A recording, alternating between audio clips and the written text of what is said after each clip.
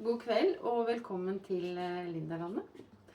Når vi nå har fått en svensk arbeidskraft på tunet her på Lindalandet, så synes vi det passer ekstra godt å ta med litt svensk tradisjon inn på kjøkkenet også.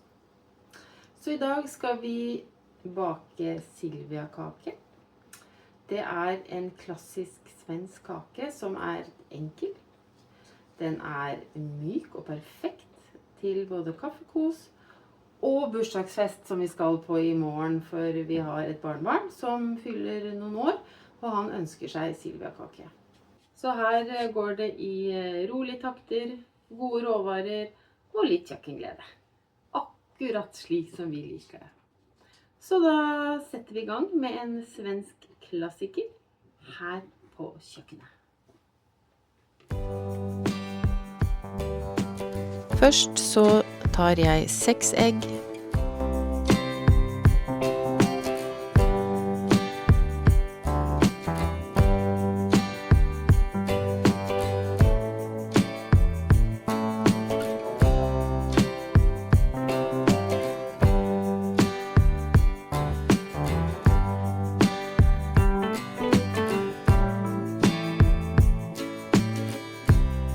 Fem desiliter sukker, og dette piskes godt til en eggedosis.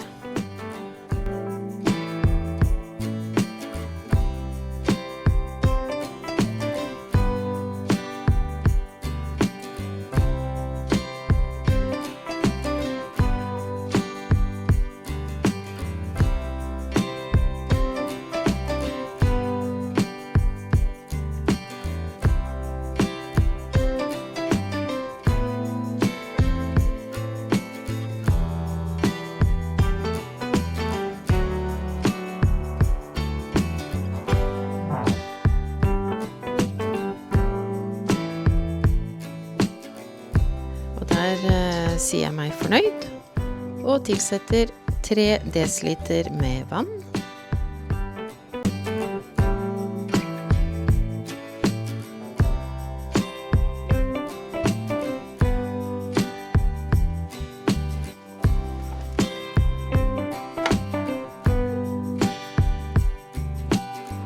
Som jeg blander godt inn i eggedosisen. Jeg velger nå å røre med en slikkepott i stedet for å bruke miksmasteren.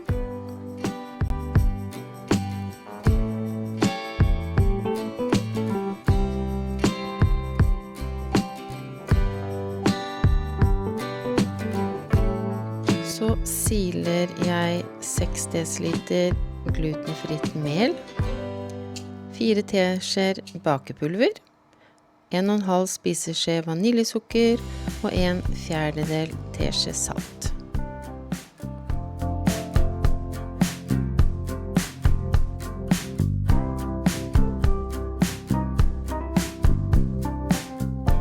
Og røres godt.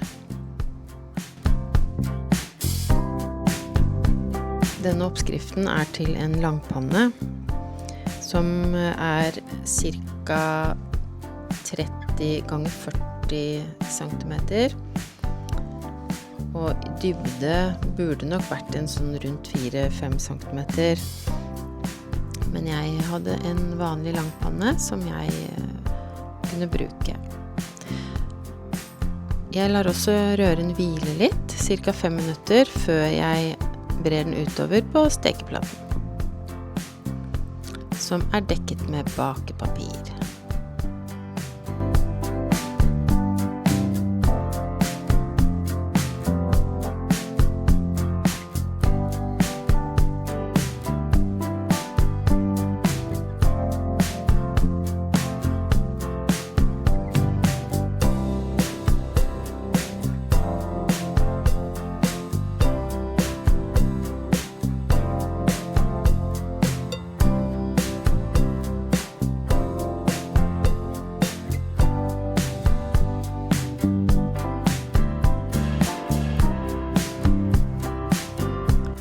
Så setter vi den til steking på 175 grader i cirka 30 minutter.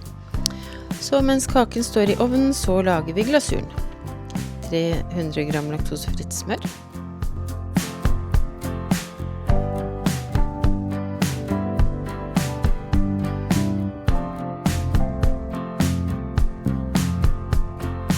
Dette smelter jeg sammen med 1,5 desiliter med sukker, 2 spiseskjeer vaniljesukker og en halv teskje salt.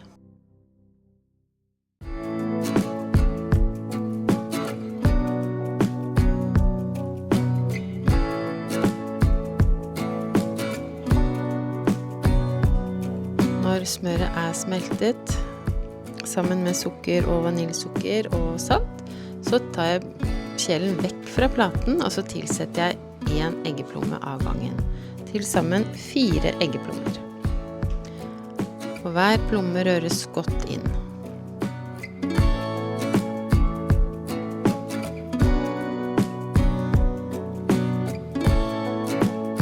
Det skal være en tykk og jevn røre, så tilsetter jeg 1,5 desiliter kokos, rører det godt inn.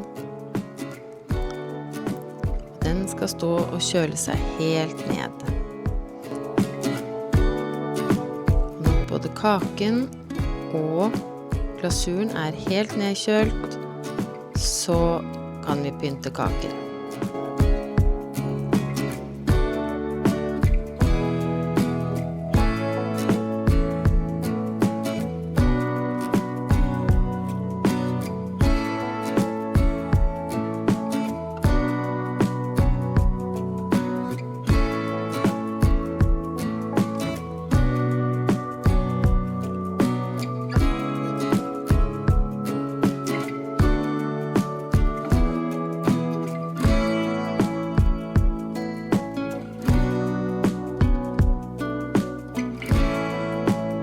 Dette en kake som skal til en fotballbursdagsgutt, så velger jeg å gjøre en liten vri på denne Silvia-kaken, hvor jeg da tar kokos i en brødpose og tilsetter litt grønn konditorfarge. For dette skal nemlig bli gress. Altså, ikke ordentlig gress, men kokosgress.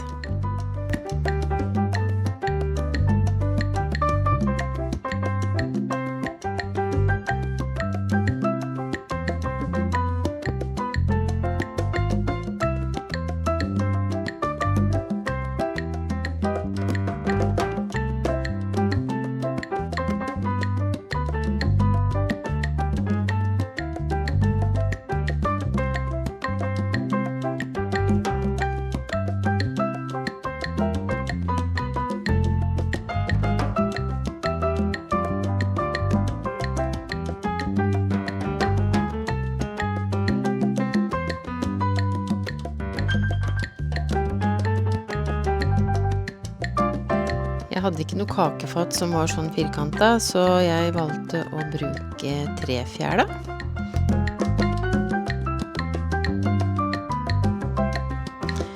Så skjærer jeg bare bort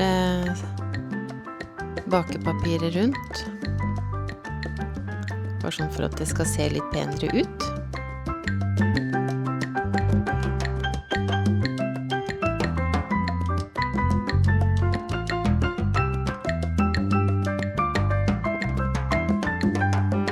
Så det å lage en fotballbane.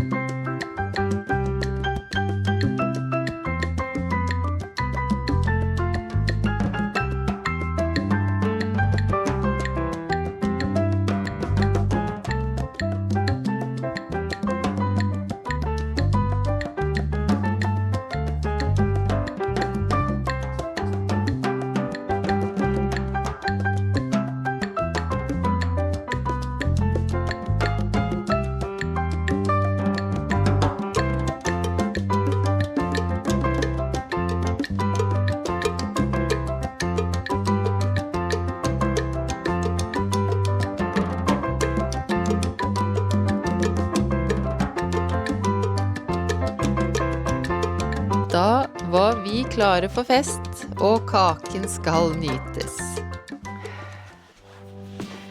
Nå er vi hjemme etter en veldig koselig og vellykket bursdagsfeiring av en flott 11-åring som ble kjempeglad for Silvia fotballkake.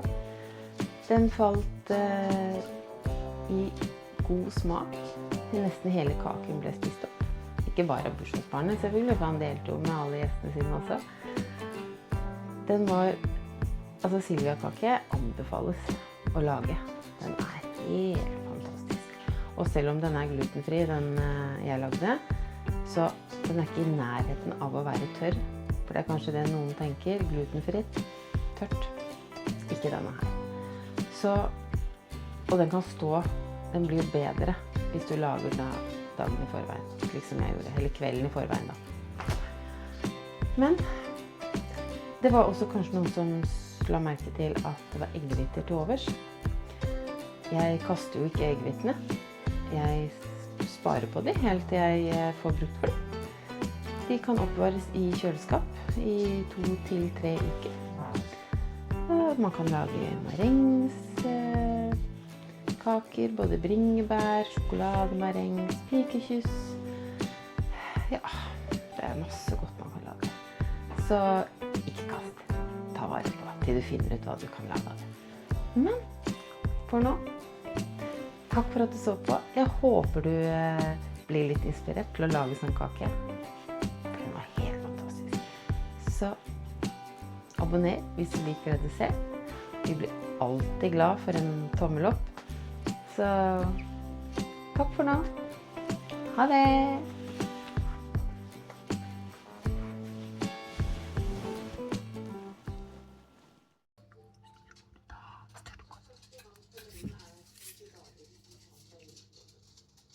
Nå skal vi kose oss.